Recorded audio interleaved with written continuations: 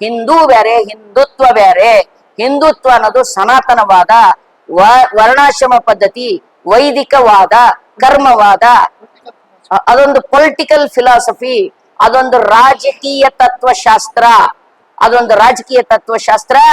ಈ ರಾಜಕಾರಣದ ಅಂಗವಾಗಿ RSS, ಇದರ ಹಿಂದ್ಗಡೆ ಇರ್ತಕ್ಕಂಥ ರಾಷ್ಟ್ರೀಯ ಸ್ವಯಂ ಸೇವಕ್ ಸಂಘ್, ರಾಷ್ಟ್ರೀಯ ಸ್ವಯಂ ಸೇವಕ ಸಂಘದವ್ರಿಗೆ ಹೇಳ್ತಾ ಇದ್ದೇವೆ, ನೀವು ಅನ್ಯಾಯ ಅತ್ಯಾಚಾರಕ್ಕಾಗಿ ಹೋರಾಟ ಮಾಡ್ತಿರ್ಬೋದು, ನಾವು ಸತ್ಯ, ನ್ಯಾಯ, ನಿಷ್ಠುರತೆ ಮತ್ತು ಸರ್ವ ಸಮಾನತೆಗಾಗಿ ಬಸವ ತತ್ವವನ್ನು ಪ್ರಾಣ ಕೊಟ್ಟಾದರೂ ಉಳಿಸಿಕೊಳ್ಳುತ್ತೇವೆ ಅನ್ನುವಂಥ ಎಚ್ಚರಿಕೆ. ನಾವು ಪ್ರಾಣ ತೆಗೆಯುವವರಲ್ಲ, ಪ್ರಾಣ ಉಳಿಸುವವರು.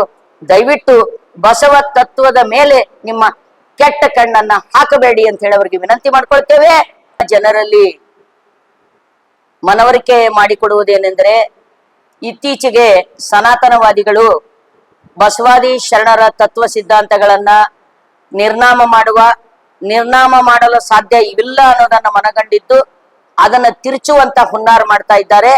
ಅದರ ಅಂಗವಾಗಿ ಕರ್ನಾಟಕದ ಎಲ್ಲ ಜಿಲ್ಲೆಗಳಲ್ಲಿ ಬಸವಾದಿ ಶರಣ ಹಿಂದೂ ಸಮಾವೇಶ ಅನ್ನುವಂತ ಅತ್ಯಂತ ದುಷ್ಟ ಕಾರ್ಯಕ್ರಮ ಒಂದನ್ನು ತೆಗೆದುಕೊಂಡು ಹೊರಟಿದ್ದಾರೆ.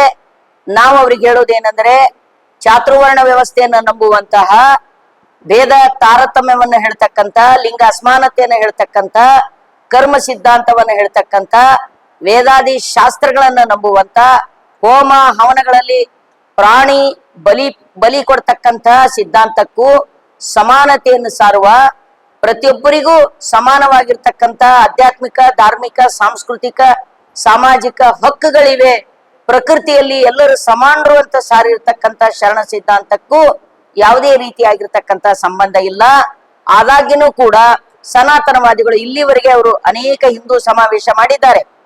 ಯಾವತ್ತೂ ಅವರು ಬಸವಾದಿ ಶರಣರ ಹೆಸರನ್ನು ಎತ್ತಿಲ್ಲ, ಯಾವುದೇ ವಚನಗಳನ್ನು ಕುರಿತು ಅವರು ಮಾತಾಡಿಲ್ಲ. ಆದರೆ ಇತ್ತೀಚೆಗೆ ಬಸವಾದಿ ಶರಣರ ಹೆಸರಿನೊಂದಿಗೆ ಟ್ಯಾಗ್ ಮಾಡ್ಲಿಕ್ಕೆ ಹೊರಡ್ಲಿಕ್ಕೆ ಕಾರಣ ಅಂತ ಕೇಳಿದ್ರೆ, ಅವರ ಹಿಂದೂ ಕಾರ್ಡ್ ಫೇಲ್ ಆಗಿದೆ, ಅವರ ಹಿಂದೂ ಕಾರ್ಡ್ ತನ್ನ ಮೌಲ್ಯ ಕಳ್ಕೊಂಡಿದೆ. ತಮ್ಮ ಮೌಲ್ಯಗಳನ್ನು ಹೆಚ್ಚಿಸಿಕೊಳ್ಳೋದಕ್ಕಾಗಿ ಸನಾತನವಾದಿಗಳು ಶತಮಾನದುದ್ದಕ್ಕೂ ಇತಿಹಾಸದಲ್ಲಿ ಇದೇ ಕೆಲಸ ಮಾಡಿದ್ದಾರೆ. ಇಡೀ ವೇದಾಗಮ ಉಪನಿಷತ್ತ ಸನಾತನ ಧರ್ಮವನ್ನ ತಿರಸ್ಕರಿಸಿರ್ತಕ್ಕಂಥ ಮಹಾತ್ಮ ಗೌತಮ್ ಬುದ್ಧನನ್ನು 9ನೇ ಅವತಾರ ಮಾಡಿದ್ರು. ಇವತ್ತು ಬಸವಣ್ಣನನ್ನು ಕೂಡ ಆಪೋಷಣ ತೆಗೆದುಕೊಳ್ಳಲಿಕ್ಕೆ ಹೊರಟಿದ್ದಾರೆ. ಆದರೆ ಈಗ ಬಸವ ತತ್ವಾಭಿಮಾನಿಗಳು ಎಚ್ಚರಾಗಿದ್ದಾರೆ. ಅವರಿಗೆ ತತ್ವ ಮತ್ತು ಸಿದ್ಧಾಂತದ ಬಗ್ಗೆ ಸ್ಪಷ್ಟತೆ ಇದೆ.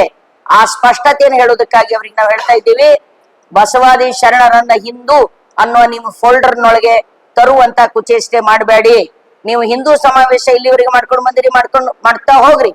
ಬಸವಾದಿ ಶರಣರು ಯಾರು ಗುತ್ತಿಗೆ ಇಲ್ಲ. ಬಸವಾದಿ ಶರಣರನ್ನ ಯಾರು ಬೇಕಾದ್ರೂ ಕೂಡ ಫಾಲೋ ಮಾಡಬಹುದು, ಅನುಷ್ಠಾನ ಮಾಡಬಹುದು, ಆದರ್ಶ ಅಂತ ಒಪ್ಕೋಬಹುದು. ಆದರೆ ಬಸವಾದಿ ಶರಣರು ಸನಾತನವಾದಿಗಳು ಅಂತ ಹೇಳುವುದಾಗ್ಲಿ, ವೇದ ಆಗಮಗಳ ಮುಂದುವರಿಕೆಯ ಭಾಗ ಅಂತ ಕಲುಷಿತಗೊಳಿಸುವುದಾಗ್ಲಿ ಮಾಡ್ಲಿಕ್ಕೆ ನಾವು ಬಿಡೋದಿಲ್ಲ.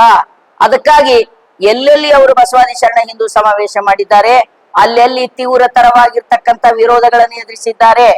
ಇವತ್ತು ಬಸವ ಕಲ್ಯಾಣದಲ್ಲಿ ಇಡೀ ಬಸವ ಕಲ್ಯಾಣವನ್ನ ತಾವು ಆಪೋಷಣ ತೆಗೆದುಕೊಳ್ಬೇಕು, ಅದನ್ನ ಸನಾತನವಾದದ ಕೇಂದ್ರ ಮಾಡ್ಬೇಕು ಅಂತ ಅವ್ರು ಹೊರಟಿದ್ದಾರೆ. ಅದನ್ನ ಮಾಡ್ಲಿಕ್ಕೆ ಬಸವ ಭಕ್ತರು ಬಿಡೋದಿಲ್ಲ ಅನ್ನೋದ ಎಚ್ಚರಿಕೆ ಕೊಡೋದಕ್ಕಾಗಿ 28ನೇ ತಾರೀಕಿಗೆ, ಇದೇ ಬರುವ 28ರಂದು ಬಸವ ಕಲ್ಯಾಣದ ಮಹಾದ್ವಾರದ ಎದುರುಗಡೆ ಪ್ರತಿಭಟನೆಯನ್ನ ಹಮ್ಮಿಕೊಳ್ಳಲಾಗಿದೆ. ನಾಡಿನ ನಾನಾ ಭಾಗದಿಂದ ಬಸವಾಭಿಮಾನಿಗಳು ಬರ್ತಾ ಇದ್ದಾರೆ. ಇದು ನಮ್ದು ತಾತ್ವಿಕ ಸೈದ್ಧಾಂತಿಕ ಸಂಘರ್ಷವೇ ಹೊರತು ಭೌತಿಕವಾದಂತ ಸಂಘರ್ಷ ಅಲ್ಲ. ವೈಯಕ್ತಿಕವಾಗಿ ನಾವು ಯಾರನ್ನೂ ದೂಷಿಸುವುದಿಲ್ಲ ಮತ್ತು ಹಿಂಸೆಯನ್ನ ನಾವು ನಂಬುವುದಿಲ್ಲ. ಅಹಿಂಸಾತ್ಮಕವಾಗಿ ಶಾಂತಿ ರೀತಿಯಿಂದ ನಮ್ಮ ವಿರೋಧವನ್ನ ದಾಖಲು ಮಾಡುವುದಕ್ಕಾಗಿ ನಾವು ಅವತ್ತು ಸಾವಿರ ಸಂಖ್ಯೆಯಲ್ಲಿ ಸೇರಿ ನಮ್ಮ ಪ್ರತಿಭಟನೆಯನ್ನ ನಾವು ದಾಖಲೆ ಮಾಡ್ಲಿಕ್ಕೆ ಹೊರಟಿದ್ದೇವೆ. ಈ ಮೂಲಕ ಕರ್ನಾಟಕದಾದ್ಯಂತ ಅಲ್ಲೇ ಇಡೀ ಭಾರತ ತುಂಬಾ ಇರುವಂತ ಸನಾತನವಾದಿಗಳಿಗೆ ಒಂದು ಎಚ್ಚರಿಕೆ ಕೊಡ್ತಾ ಇದ್ದೀವಿ. ನೀವು ಉಳಿದ ದರ್ಶನಗಳನ್ನ ಆಪೋಷಣ ತೆಗೆದುಕೊಂಡ ಹಾಗೆ ಬಸವ ದರ್ಶನ, ಬಸವ ತತ್ವ, ಬಸವ ಸಂಸ್ಕೃತಿಯನ್ನ ಆಪೋಷಣ ತೆಗೆದುಕೊಂಡು ಹೋಗ್ಲಿಕ್ಕೆ ಸಾಧ್ಯವಿಲ್ಲ. ಯಾಕಂದ್ರೆ ಬಸವಾದಿ ಶರಣರು ಬಹಳ ಸ್ಪಷ್ಟವಾಗಿ ಅಜ್ಞಾನವೆಂಬ ತೊಟ್ಟಿಲೊಳಗೆ ಜ್ಞಾನವೆಂಬ ಶಿಶುವ ಮಲಗಿಸಿ ಸಕಲ ವೇದ ಶಾಸ್ತ್ರಗಳೆಂಬ ನೇಣ ಮುಗಿದು ತೂಗುತ್ತಿದ್ದಾಳೆ ಭ್ರಾಂತಿ ಎಂಬ ತಾಯಿ. ನೇಣ ಕಡಿದಲ್ಲದೆ, ತೊಟ್ಟಿಲ ಮುರಿದಲ್ಲದೆ, ಜೋಗುಳ ನಿಂದಲ್ಲದೆ ಗುಹೇಶ್ವರ ಲಿಂಗವ ಕಾಣಬಾರದು ನೋಡ ಅಂತ ಅಲ್ಲಮ ಪ್ರಭುಗಳು ಬಹಳ ಸ್ಪಷ್ಟವಾಗಿ ಹೇಳಿದ್ದಾರೆ.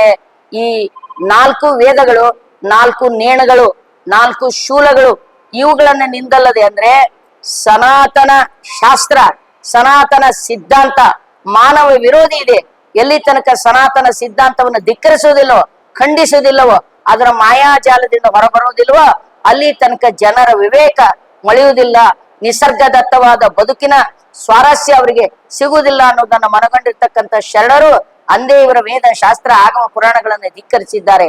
ವೇದ ಶಾಸ್ತ್ರ ಪುರಾಣ ಆಗಮಗಳನ್ನೇ ತಮ್ಮ ಸರ್ವಸ್ವ ಅಂತ ತಿಳ್ಕೊಂಡಿರ್ತಕ್ಕಂಥ ಸನಾತನವಾದಿಗಳಿಗೂ, ನಿಸರ್ಗ ವಿವೇಕವನ್ನು ಎತ್ತಿ ಹಿಡಿದಿರ್ತಕ್ಕಂಥ ಬಸವವಾದಿಗಳಿಗೂ ತಾತ್ವಿಕವಾದ ಸಾಂಸ್ಕೃತಿಕವಾದ ಯಾವುದೇ ಸಂಬಂಧವಿಲ್ಲ.